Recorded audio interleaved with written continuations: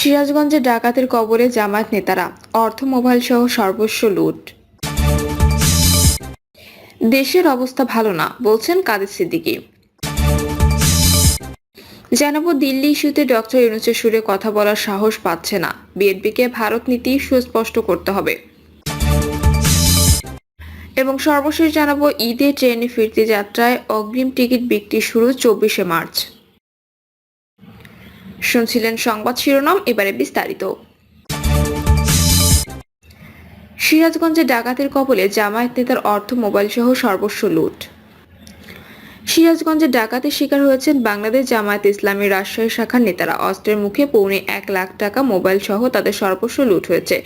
অভিযোগ সূত্রে জানা গেছে, রাতে ঢাকা থেকে বাংলাদেশ আদর্শ শিক্ষক ফেডারেশনের সম্মেলনে অংশগ্রহণ শেষে মাইক্রোযোগে রাজশাহীতে ফিরছিলেন জামায়াতের নেতারা। তাদের মাইক্রোটি সিরাজগঞ্জ যমুনা সেতুর পশ্চিম সংযোগ সড়কের কোনাবাড়ি ধান গবেষণা ইনস্টিটিউট পশ্চিমে ঝাওল এলাকার পৌঁছালে ডাকাত দল তাদের মাইক্রো লক্ষ্য করে ঢিল ছোড়ে। এ সময় শব্দ শুনে মাইক্রোর চালক চাকা ফেটে গেছে ভেবে গাড়িটি রাস্তার পাশে দাঁড় করান। এ সময় মুহূর্তের মধ্যে কোনো কিছু বুঝে ওঠার আগেই হঠাৎ 7 থেকে 8 জনের ডাকাতের দলটি ধারালো অস্ত্র, রামদা, হাসুয়া, ডেগার ও লোহার রড নিয়ে এসে হামলা চালায় এবং সবাইকে জিম্মি করে এবং সকলের নগদ অর্থ মোবাইল লুট করে নিয়ে যায়। দেশের অবস্থা ভালো না বলছেন কাদের সিদ্দিকী। কৃষক শ্রমিক জনতা লীগের প্রতিষ্ঠাতা সভাপতি বঙ্গবীর কাদের সিদ্দিকী বলেছেন, এবার একটি বিশেষ পরিস্থিতি চলছে, সেজন্য এসেছি। সবাইকে বলছি আল্লাহর কাছে প্রার্থনা করুন, তিনি যেন বাংলাদেশে আমাদের শান্তিতে রাখেন। দেশের অবস্থা ভালো না, আমরা যাতে শান্তিতে থাকতে পারি, সাধারণ মানুষ যাতে বাজার করে খেতে পারে, বাজারে দ্রব্যমূল্য যাতে নিয়ন্ত্রণে থাকে, মানুষের আয়ের সঙ্গে যাতে ব্যয়ের সামঞ্জস্য থাকে। কাদের সিদ্দিকী বলেন, আল্লাহর যদি প্রার্থনা কবুল করেন, দুনিয়ার কোনো শক্তি নেই যে তা বিফল করবে। দিল্লি ইস্যুতে ডক্টর ইউনূসের সুরে কথা বলার সাহস পাচ্ছে না, বিএনপিকে ভারত নীতি স্পষ্ট করতে হবে। 1949 সালে জন্ম নেওয়া আওয়ামী লীগকে একসময় মনে করা হতো দেশের মাটি ও মানুষের দল। সেই দল ক্ষমতা দীর্ঘায়িত করতে স্বর্ণলতার মতোই দিল্লির উপর নির্ভরশীল হয়ে পড়ে। মেরুদণ্ড না থাকায় স্বর্ণলতা যেমন অন্য গাছে জড়িয়ে ধরে বংশ বিস্তার করে, শেখ হাসিনা আওয়ামী লীগও তেমনি ভারতের উপর নির্ভর করে রাজনীতির চর্চা করেছে। ভারত নির্ভরতার শেষ পরিণতি কি হলো? 5ই আগস্ট ক্ষমতাচ্যুত হওয়ার পর হাসিনা পালিয়ে দিল্লিতে আশ্রয় নেওয়ার পর দেশে দলটি কার্যত অস্তিত্বহীন। দেশ এখন রাজনীতি এবং স্বাধীন মত প্রকাশের উর্বর ভূমি। 71-এর স্বাধীনতার পর শেখ মুজিব বাকশাল গঠন করে অন্যদের রাজনীতি চর্চা নিষিদ্ধ হয়। 1/11-এর পর রাজনীতির উপর কিছুদিন নিষেধাজ্ঞা ছিল। শেখ হাসিনা ক্ষমতায় এসে আদালতের ঘাড়ে বন্দুক রেখে জাতীয় সংসদে সংবিধান সংশোধন করে তত্ত্বাবধায়ক সরকারের অধীনে নির্বাচন ব্যবস্থা তুলে দেওয়ার পর রাজনীতি কার্যত ঘরবন্দি ছিল। 2014 সালে পাতানো নির্বাচনের পর দীর্ঘদিন জামায়াতের অফিসগুলো বন্ধ করে দেওয়া হয়। বিএনপিকে মাঠে নামতে দেয়া হয়নি এবং দলটি বন্ধ হলঘরে সভা সেমিনারের মধ্যেই রাজনৈতিক কর্মসূচি পালন করে। মানবাধিকার লঙ্ঘনের দায়ে র্যাব ও সংস্থাটির 7 জন কর্মকর্তার উপর যুক্তরাষ্ট্র নিষেধাজ্ঞা দেওয়ার পর বিএনপি বাধা বিপত্তির মুখেও মাঠের রাজনীতিতে সক্রিয় হয়। গত 5ই আগস্ট ছাত্র জনতার অভ্যুত্থান এবং 8ই আগস্ট ডক্টর মোহাম্মদ ইউনূসের নেতৃত্বে অন্তর্বর্তী সরকার গঠনের পর মুক্তবাজারের রাজনীতির দরজা খুলে যায়। এখন ভয় ভীতিহীন রাজনীতি চর্চা চলছে। কবি হেলাল হাফিজের ভাষায়, এখন যৌবন যার মিছিলে যাবার তার শ্রেষ্ঠ সময়। অন্তর্বর্তী সরকারের শাসনামলে চলমান মুক্ত বাতাস কার্যত রাজনৈতিক দলগুলোর যৌবক সময় ধরে নেওয়া যাক। এ সময় দলগুলোকে বাধাহীনভাবে জনগণের কাছে গিয়ে নিজেদের রাজনীতির চিন্তা চেতনা শোনাবেন, জনগণ তাদের পক্ষে আসবে। এতে জনগণ রাজনৈতিক দলগুলোর কাছে কি চায় সেটিও বোঝা যাবে। কিন্তু রাজনৈতিক দলগুলো কি সে সুযোগ নিচ্ছে? এখন দেশের সবচেয়ে জনপ্রিয় এবং বৃহৎ রাজনৈতিক দল বিএনপিকে তাদের রাজনীতি পরিষ্কার করতে হবে। বিশেষ করে হিন্দুত্ববাদী ভারত নীতিতে দলটির অবস্থান সুস্পষ্ট করতে হবে। প্রবাদে রয়েছে, আত্মীয় পরিবর্তন করা যায় কিন্তু প্রতিবেশী পরিবর্তন করা যায় না। কিন্তু হিন্দুত্ববাদী ভারত এমন প্রতিবেশী যে ওই দেশটির সঙ্গে প্রতিবেশী কোনো দেশের সুসম্পর্ক নেই। নেপালে, পাকিস্তান, চীন, মালদ্বীপ সবার সঙ্গে দা কুমড়া সম্পর্ক। ভুটান ও শ্রীলঙ্কা, আফগানিস্তানের সঙ্গে শীতল সম্পর্ক।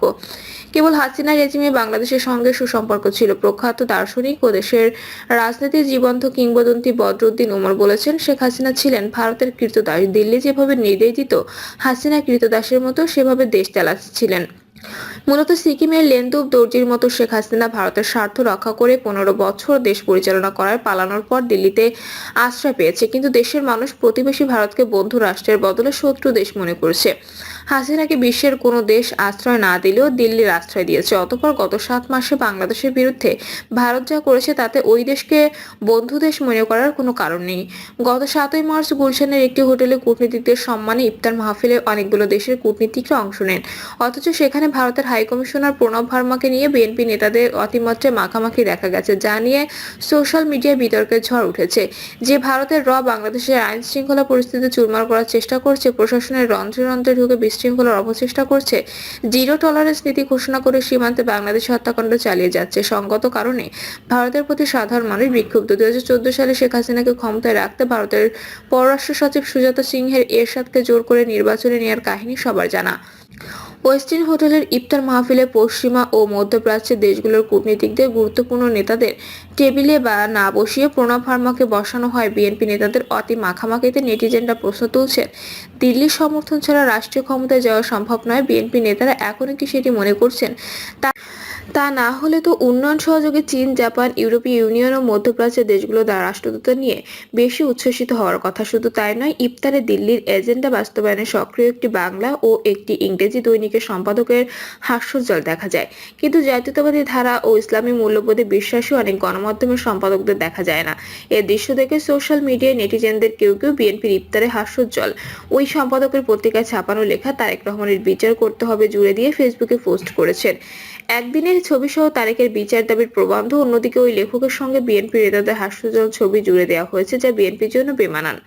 নেটিজেনদের অনেকেই লিখেছেন, দিল্লির সূর্য ঢাকায় অস্তমিত হয়েছে, এখন আর দিল্লির লেজুর ধরে কোনো দলের লাভ হবে না। জামায়াত যতই লাফালাফি করুক, নির্বাচন হলে বিএনপি এককভাবে ক্ষমতায় যাওয়ার পরিবেশ বিদ্যমান, কিন্তু দলটির নেতাদের জনগণের চিন্তা চেতনা ও মনন বুঝতে হবে। দিল্লির এজেন্ডা বাস্তবায়নকারীদের সঙ্গে মাখামাখি কমাতে হবে, কারণ জনগণকে আর ফাঁকি দেওয়া যাবে না। শ্রীলঙ্কার গণঅভ্যুত্থানের পর জনগণের মনন বুঝতে না পারায় নির্বাচনে বিরাট বিরাট দলের প্রভাবশালী নেতাদের কম বয়সী অনুরা কুমারা দিশানায়কের হাতে ধরাশায়ী হতে হয়েছে। বাংলাদেশের ছাত্র জনতার অভ্যুত্থানের নেতৃত্ব দেওয়া তরুণ নেতারা নতুন রাজনৈতিক দল জাতীয় নাগরিক পার্টি গঠন করেছে। রাজনীতির পাঠে যারা এখন হাসিনার বিচার এবং ভারতের চাণক্য নীতির বিরুদ্ধে কঠোর অবস্থান রয়েছেন। সাংগঠনিক ভীতি দুর্বল হলে মানুষ যা শুনতে চায় তারা যে আওয়াজ তুলছেন, ফলে ব্যাপক জনসমর্থিত বিএনপিকে ভারত নীতি সুস্পষ্ট করতে হবে। নির্বাচনের মাধ্যমে আগামীতে ক্ষমতায় গেলে ভারত নীতি কেমন হবে মানুষ আগেই বুঝতে চায়, কারণ দিল্লির সঙ্গে মাখামাখির রাজনীতি মানুষ পছন্দ করছে না। দিল্লির সঙ্গে মাখামাখি করে লেন্দুব দর্জি সিকিম খুইয়েছেন। হাসিনা 15 বছরে বাংলাদেশের সর্বনাশ করেছে। মানুষ দিল্লির দাসত্ব রাজনৈতিক দলকে ক্ষমতায় দেখতে চায় না। 2022 সালে গণবিক্ষোভের মুখে দেশ ছেড়ে পালিয়ে যান শ্রীলঙ্কার তৎকালীন প্রেসিডেন্ট গোতাবায়া রাজাপাকসে। এরপর সংসদের সিদ্ধান্তে প্রেসিডেন্ট হিসেবে বাছাই করা হয় রনিল বিক্রমাসিংহেকে। কিন্তু কয়েক মাসের মাথায় অর্থনৈতিক সংকট মোকাবেলায় ব্যর্থতার অভিযোগ ওঠে রনিলের বিরুদ্ধে। তাদের দল ছিল সাংগঠনিকভাবে খুবই শক্তিশালী, কিন্তু তারা জনগণের মন মতো কাজ করতে পারেনি। বিএনপিকে দুর্নীতি বিরোধী ও গরিবমুখী নীতির প্রচারণা চালিয়ে জনপ্রিয়তা পান 55 বছর বয়সী দিশানায়কে। নতুন এই নেতা সাবেক প্রেসিডেন্ট রনিল বিক্রমসিংহে সহ 39 জন প্রার্থীকে হারিয়ে বিজয়ী হন। এতে বোঝা যায়, দল যত শক্তিশালী হোক এবং নেতা যত বড়াই হন না কেন, জনগণের মনন অনুযায়ী কাজ না করলে বিজয়ী হওয়া কঠিন। শেখ মুজিবের নামে মুক্তিযুদ্ধ হয়েছে প্রচারণা থাকলেও মুজিব জানতেন না যে 9 মাস মুক্তিযুদ্ধের মধ্য দিয়ে বাংলাদেশ স্বাধীন হয়েছে। দেশ স্বাধীনের পর পাকিস্তান কারাগার থেকে বের হয়ে লন্ডন ও দিল্লি হয়ে ঢাকায় ফিরে সরকার গঠন করেন শেখ মুজিব। অতঃপর মুজিব হিন্দারা চুক্তির মাধ্যমে বেরুবাড়ি ভারতকে দিয়ে দেয়া এবং চুক্তি করে ফারাক্কাবাদ খুলে দেওয়ার পর আমজনতা মুজিবের হাতে বাংলাদেশ নিরাপদ মনে করতেন না। কিন্তু বহুদলীয় গণতন্ত্রের প্রবক্তা বিএনপির প্রতিষ্ঠাতা জিয়াউর রহমানের নেতৃত্বে বাংলাদেশ নিরাপদ মনে করতেন। প্রতিবেশী ভারত ইস্যুতে যেমন কুকুর তেমন মুগুর প্রবাদের মতো কৌশল গ্রহণ করেছিলেন। বেগম খালেদা জিয়া জনগণের মনন বুঝে সিদ্ধান্ত গ্রহণ করায় তার হাতেও বাংলাদেশ নিরাপদ মনে করতেন। শেখ হাসিনা যেহেতু রাজনীতির নামে বাংলাদেশকে ভারতের করদ রাজ্যে পরিণত করেছিলেন, দিল্লির কৃতদাসের ভূমিকা অবতীর্ণ হয়ে দেশের সার্বভৌমত্ব বিপন্ন করে তুলেছিলেন, সে কারণে দেশের 18 কোটি মানুষ চায় ভারতীয় আগ্রাসন প্রতিহত করে দেশের সার্বভৌম নিরাপত্তা। ভারতের রাষ্ট্রদূতের সঙ্গে অতি মাখামাখি সে বার্তা দেয় না। দিল্লির সঙ্গে মাখামাখি এবং ভারতের অনুকম্পা নিয়ে ক্ষমতায় যাওয়ায় যারা স্বপ্ন দেখেন তাদের হাতে দেশ নিরাপদ নয়, জনগণ এমনটি মনে করে। রাষ্ট্রবিজ্ঞান অনুযায়ী সরকারের গুরুত্বপূর্ণ পদে থাকলে যুদ্ধক্ষেত্রে শত্রুর সঙ্গে কথা বলতে কূটনৈতিক ভাষা ব্যবহার করতে হয়। ডক্টর মোহাম্মদ ইউনূস অন্তর্বর্তী সরকারের প্রধান উপদেষ্টা। আন্তর্জাতিক পর্যায়ে সবচেয়ে বেশি পরিচিত হয়ে তিনি কথাবার্তায় দিল্লিকে ছাড় দিচ্ছেন না, কারণ বাংলাদেশ ধ্বংসের হোতা মাফিয়া গড মাদার শেখ হাসিনাকে তারা আশ্রয় দিয়েছে। প্রধান উপদেষ্টা চেয়ারে বসেও তিনি ভারতের মুখোশ খুলে দিতে কার্পণ্য করছেন না। হাসিনাকে আশ্রয় দেওয়ার প্রতিবাদে তিনি কঠোর এবং দৃঢ়ভাবে কঠোরভাবে চাপে রাখার চেষ্টা করেছেন ভারতকে। অথচ ক্ষমতার বাইরে থেকেও বিএনপির কিছু নেতার ভাবখানা যেন তারা ক্ষমতায় রয়েছেন, কূটনৈতিক শিষ্টাচারের কারণে দিল্লির বিরুদ্ধে শব্দ উচ্চারণ করছেন না, অথচ তাদের রাজনৈতিক শত্রু শেখ হাসিনাকে দুধকলা দিয়ে পুষছে ভারত। তাছাড়া একসময় আওয়ামী লীগের রাজনৈতিক কৌশল ছিল বিএনপিকে গালিগালাজ করা, বিএনপিকে স্বাধীনতা বিরোধী শক্তি, ক্যান্টনমেন্টের দল ইত্যাদি বলে টিপ্পনী কাটতে আওয়ামী লীগ নেতারা। তারা নিয়ে বিএনপি এখন টক্কর দেওয়ার মতো রাজনৈতিক শক্তি নেই। ফলে বিএনপি নেতাদের আরো জনগণের কাছাকাছি যাওয়া এবং তাদের প্রত্যাশা চাওয়া পাওয়াগুলো জানা ও বোঝা উচিত। কিন্তু দলটির কয়েকজন নেতার হাবভাবে মনে হচ্ছে তারা এখনো মনে করেছিল দিল্লির আশীর্বাদ ছাড়া বিএনপি ক্ষমতায় যেতে পারবে না। এক যুগ আগেও ভারতের সাবেক প্রেসিডেন্ট প্রণব মুখার্জি ঢাকা সফরে এলে বৈঠকের সিদ্ধান্তের পর বেগম জিয়া তার সঙ্গে দেখা করেননি। খালেদা জিয়া প্রণব বর্জন নিয়ে দেশ বিদেশে হইচই পড়ে যায় এবং বিতর্ক করা হয়। এক যুগ পর মানুষ জানতে পারছে ভারতের প্রেসিডেন্টের সঙ্গে বৈঠক বর্জন করে বেগম খালেদা জিয়া রাজনৈতিক দূরদর্শিতায় পরিচয় দিয়েছিলেন। ওই প্রণব মুখার্জি তার বইয়ে লিখেছেন, 1/11 ঘটনা সাবেক সেনাপ্রধান মইনুল আহমেদের চাকরির নিশ্চয়তা ভারত দিয়েছিল। বিএনপির এখনকার নেতাদের বুঝতে হবে ভারত কখনোই তার আগ্রাসী আচরণ থেকে সরে আসতে পারবে না। মুক্তিযুদ্ধে সহায়তা করেছিল নিজেদের স্বার্থেই, তারপর বাংলাদেশের বিপুল সম্পদ নিয়ে তারা চলে গেছে। মেজর জলিল বাধা দেয় তাকে কারাগারে যেতে হয়েছিল। মুজিবের পথ ধরে চলে হাসিনা। শেখ হাসিনার শাসনামলে দিল্লির এজেন্ডা বাস্তবায়ন করার ভারত বাংলাদেশের বিরুদ্ধে যায়নি, কিন্তু এখন দিল্লির চোখে চোখ রেখে ঢাকার কথা বলায় আন্তর্জাতিক পর্যায়ে বাংলাদেশের বিরুদ্ধে বিশ্ব নেতাদের কার ভারী করে তুলছে ভারত। বিদেশে পাচার করা কোটি কোটি টাকা খরচ করে যুক্তরাষ্ট্রের সজীবজর জয়ের নিয়োগকৃত লবিস্টদের ভারতের থিঙ্ক ট্যাঙ্করা নানাভাবে বুদ্ধি পরামর্শ দিচ্ছে, যার কারণে বাংলাদেশের মানুষ ভারত বর্জন চেতনা ধারণা করছে। প্রিয় দর্শক, এই ছিল এখনকার সর্বশেষ সংবাদ। আপডেট সব সংবাদ পেতে চ্যানেলটি সাবস্ক্রাইব করে বেল আইকনটি ক্লিক করে রাখুন।